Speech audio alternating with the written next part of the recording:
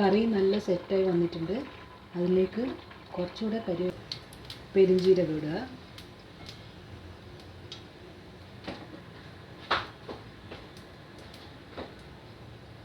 പിന്നെ ഇടുക, നന്നായി വഴറ്റാം.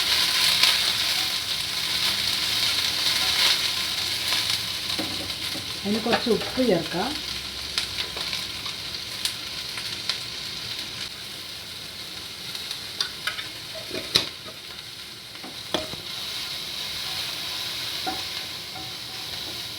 നന്നായി ട്രാൻസ്ലൂസൻ്റ് ആയിട്ട്.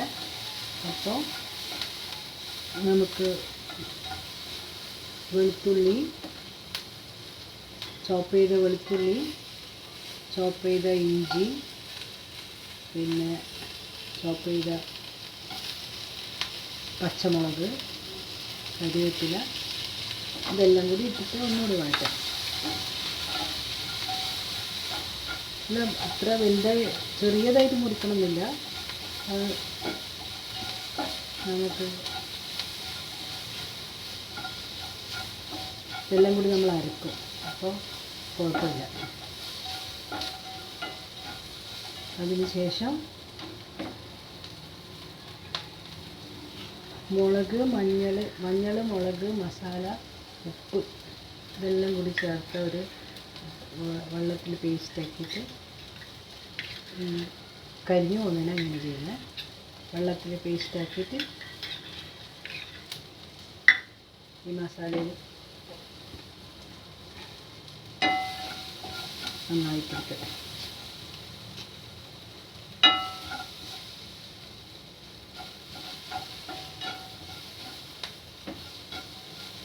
അതിൻ്റെ കുറച്ച് നേരം വഴറ്റുമ്പോൾ അതിൻ്റെ പച്ച ചുവയെല്ലാം മാറും.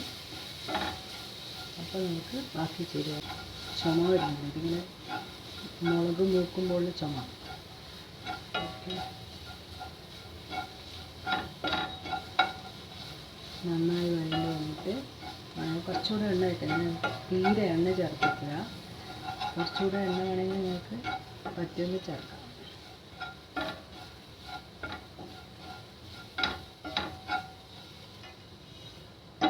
എന്നിട്ട് ഒരു തക്കാളി അരിഞ്ഞ് ചേർത്തിട്ട്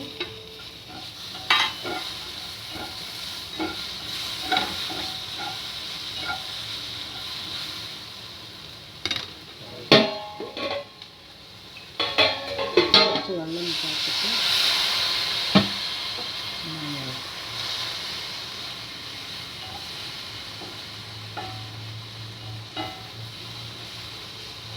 നന്നായി വേവട്ടെ. ഇതിലേക്ക് കുറച്ച് തേങ്ങാക്കൊത്ത് ചേർക്കാം.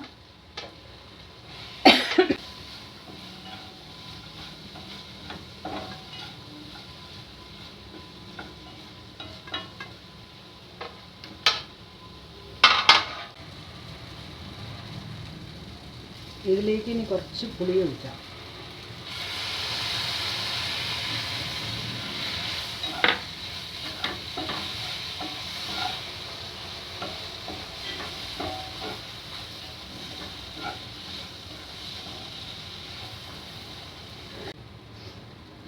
ഇതൊരു പാത്രത്തിലേക്ക് കോരി മാറ്റാം.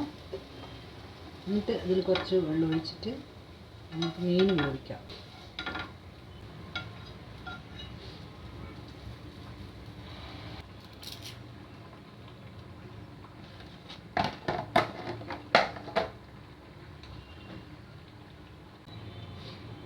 ആവശ്യത്തിനുള്ള ഉപ്പ്,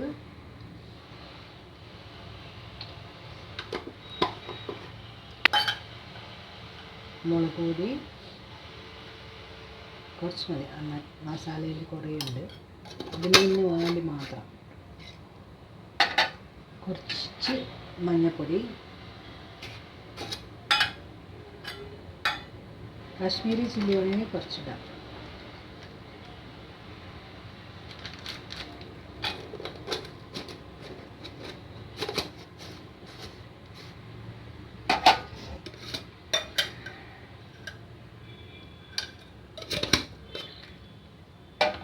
നന്നായി ഇളക്കുക. ഇത് തിളച്ച് കഴിഞ്ഞാൽ ഇതിൽ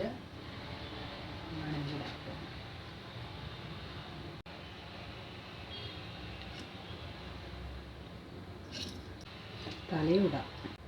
ഏത് മീൻ വേണമെങ്കിലും ഇങ്ങനെ ചെയ്യാം. അയില ചെയ്തത് നല്ല ഉണ്ടാവും. ഇത് തിലോപ്പിയാണ്, കുഴപ്പമില്ല.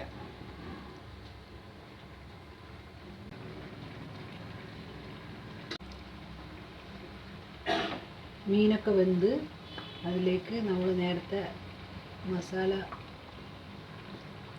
വഴറ്റി വെച്ച മസാല മിക്സിയിലിട്ട് അരച്ച് തരിതരിപ്പായിട്ട് അരച്ചിട്ട് ഇതിൻ്റെ കൂടെ ചേർക്കാം.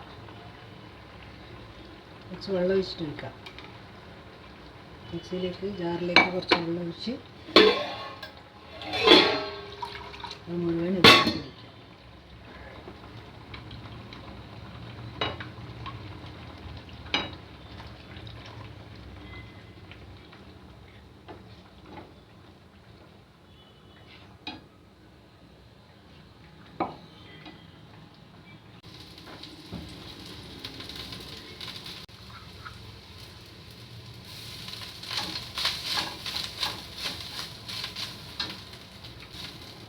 ഇത് ചപ്പാത്തിൻ്റെ കൂടെയും നന്നായിട്ടുണ്ടാവും, ചോറിൻ്റെ കൂടെയും നല്ല രസമുണ്ടാവും. എല്ലാവരും ട്രൈ ചെയ്ത് നോക്കുക.